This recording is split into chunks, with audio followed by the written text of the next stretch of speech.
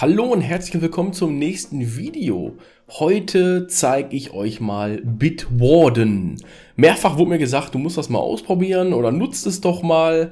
Und ja, habe ich jetzt getan. Ich habe es eingerichtet und ganz ehrlich, gut. Also echt toll, passt genau in mein, auf meinen Scope, wie ich halt eben schon immer meinen Chrome benutzt habe mit meinen Passwörtern oder mit meinem lokalen Passwort-Safe. Ich habe da immer KeePass benutzt. Ja, und jetzt gibt es einfach eine Lösung, die zentral ist bei mir zu Hause und gleichzeitig noch sich in alles integrieren lässt. Das war jetzt schon quasi ein paar Vorteile gerade eben, worum es geht.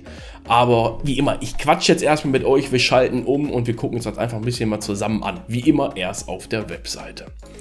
Also, wie gesagt, ganz normale Bitwarden-Webseite. Wir reden hier über einen Password-Manager.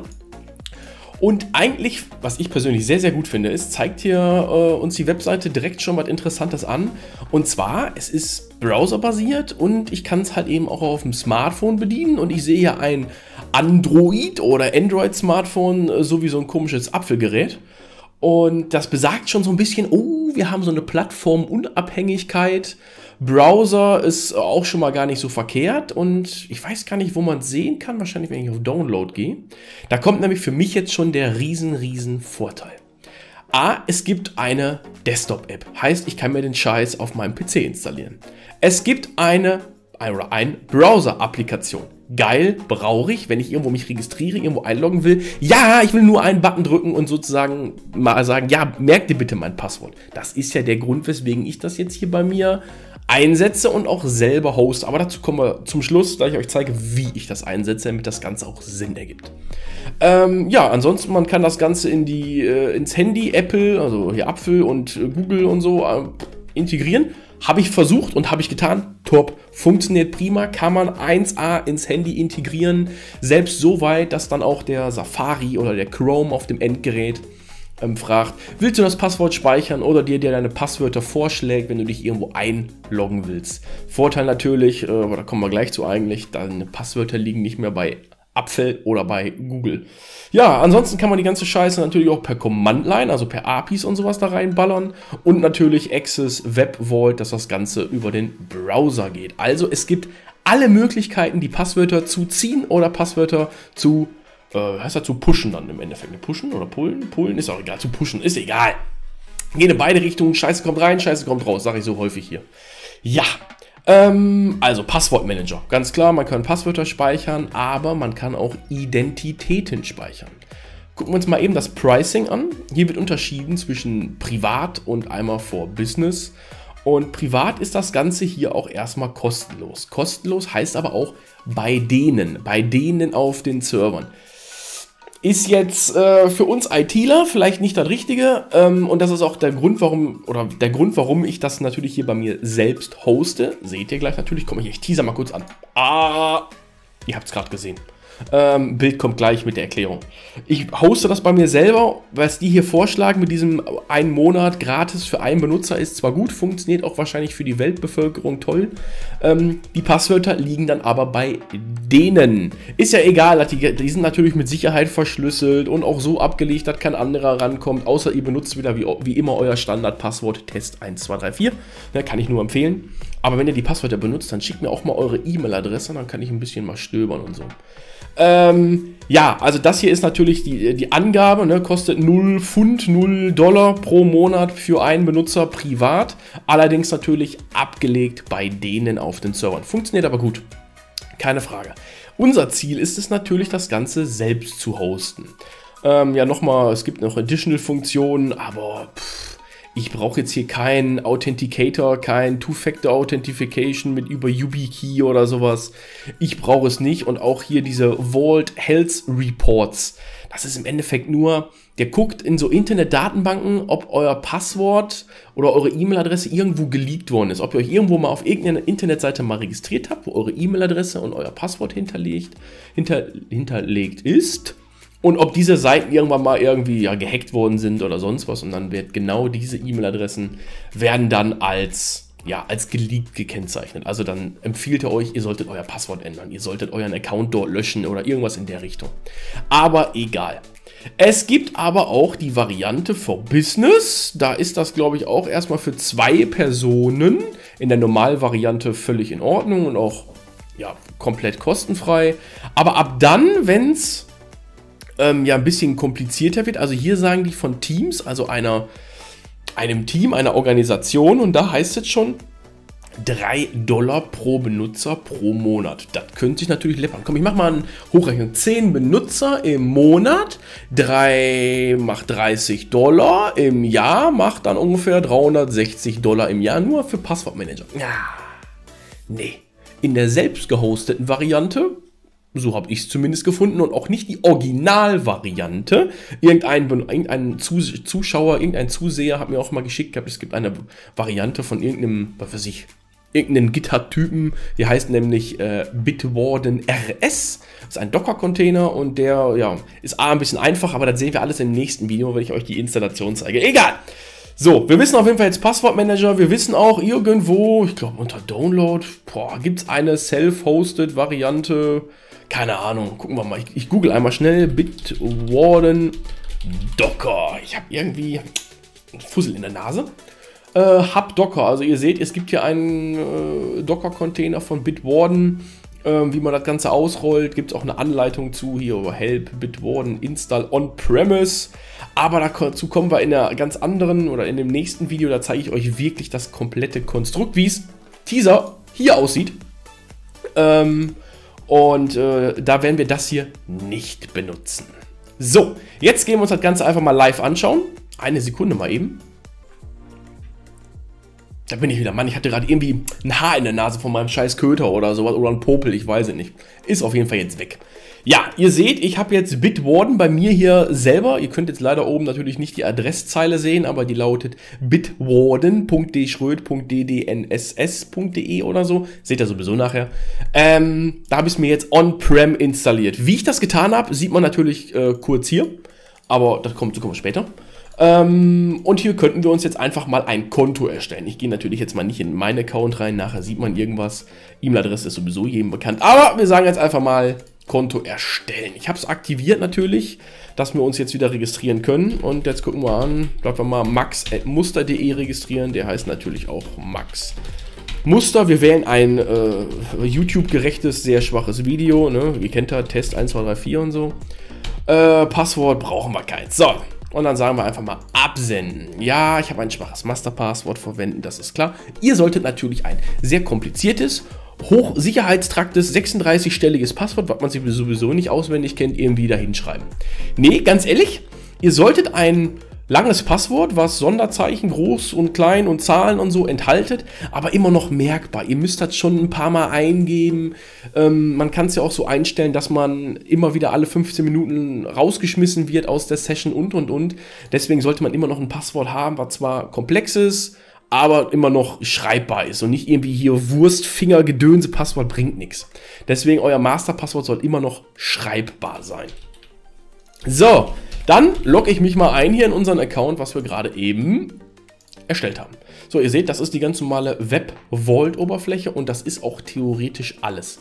Hier unter Werkzeuge sieht man jetzt bei mir schon, hier könnte man genau das, was ich eben angeteasert hatte, Bericht über kompromittierte Passwörter machen. Also das heißt, welche Passwörter wurden irgendwie geklaut oder so, oder ein Passwortgenerator.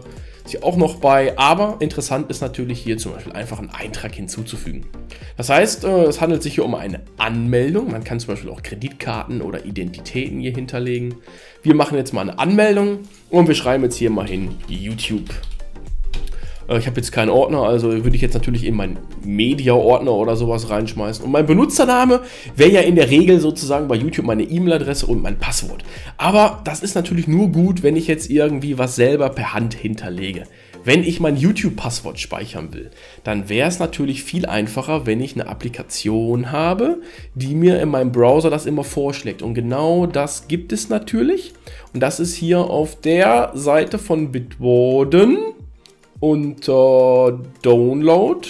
Hier mein Webbrowser, wo ist es? Google Chrome in dem Falle, Store. Dann kann ich mir meinen Bitwarden Passwortmanager einfach als Applikation oder als Erweiterung in meinen Chrome-Browser einfügen.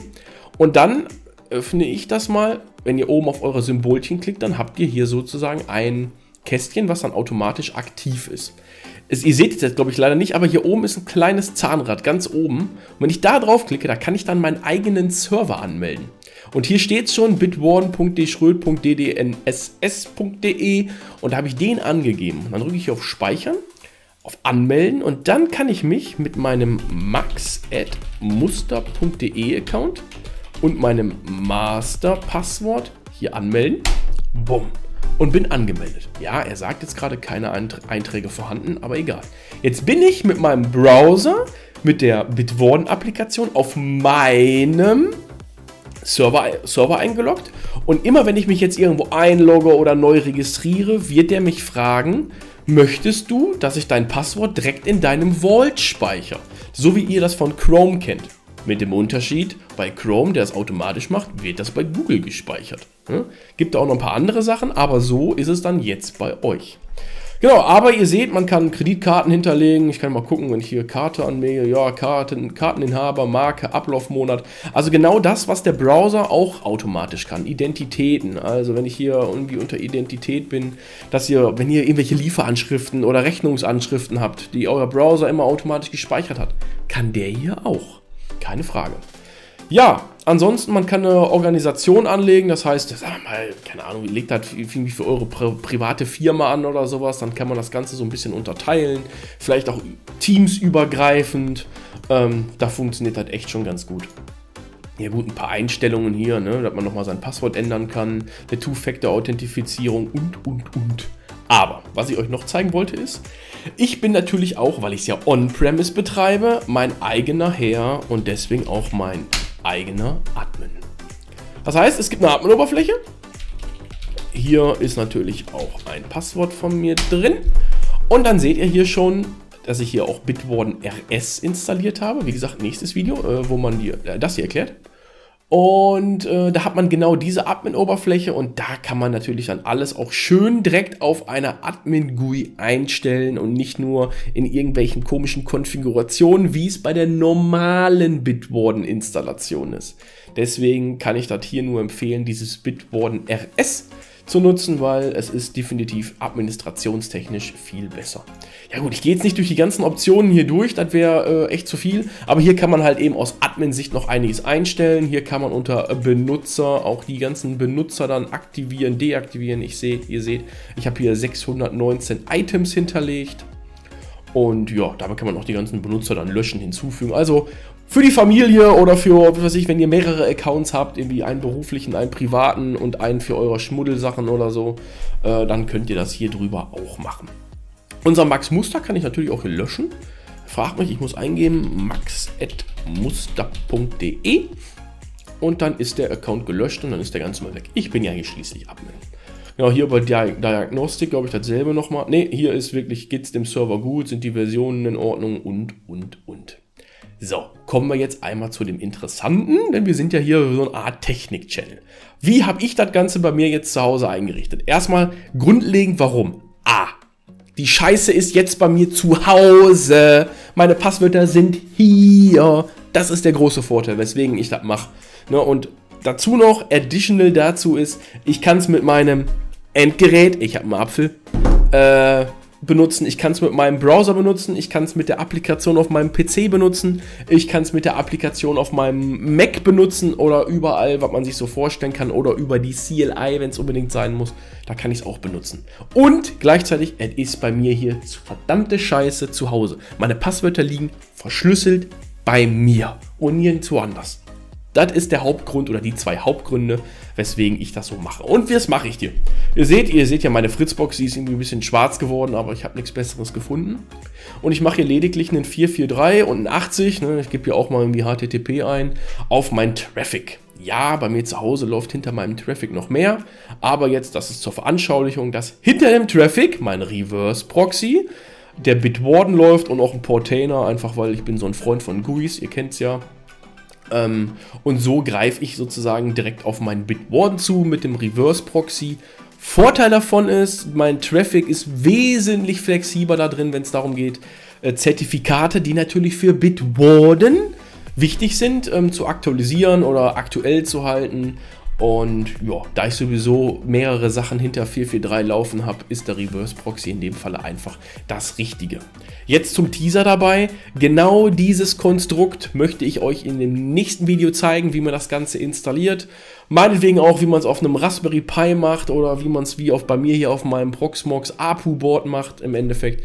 Diese Konfiguration, diese Installation zeige ich euch einmal in dem nächsten Video. Wie gesagt, dauert ja immer ein paar Tage, bis das Video kommt. Aber genau das möchte ich euch einmal installationstechnisch zeigen. Ja, so viel zu Bitwarden. Ich glaube, viel muss man nicht sagen. Bitwarden ist einfach ein super Passwortmanager. Ne? Ich selber habe davon auch erst vor kurzem wirklich erfahren.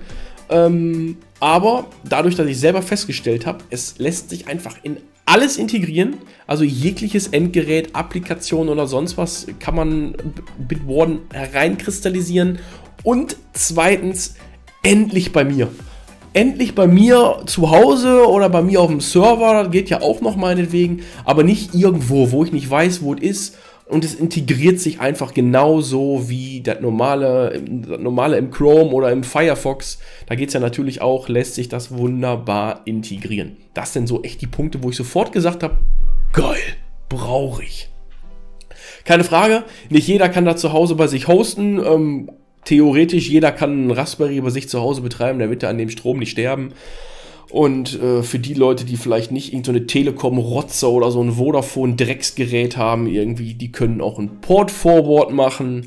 Dann hat man doch schon alle Voraussetzungen, die man braucht. Gut, wenn man noch Pech hat, hat man vielleicht noch das IPv6-Problem, aber auch dafür gibt es Lösungen. Ja, deswegen, definitiv von mir gibt es einen Daumen hoch für das Bitwarden. Ihr habt es gerade gesehen, ich nutze es bei mir aktiv und produktiv und bei mir zu Hause. Und ja, bisher glücklich, wunderbar, funktioniert. Auch auf meinem Endgerät geht es auch perfekt. Deswegen, ich kann es einfach nur absolut empfehlen. Gut, abschließend mal wieder beim Video in eigener Sache. Abonnieren, Daumen nach oben drücken für das Video, fleißig kommentieren. Ich habe keine Ahnung, ob das überhaupt irgendwas bringt, aber ey, machen die anderen doch auch, also kann ich das auch. Sonst wie immer, bleibt bitte gesund und so. Und ja, wir sehen uns im nächsten Video, wenn wir den ganzen Krimsbums hier installieren. Ciao!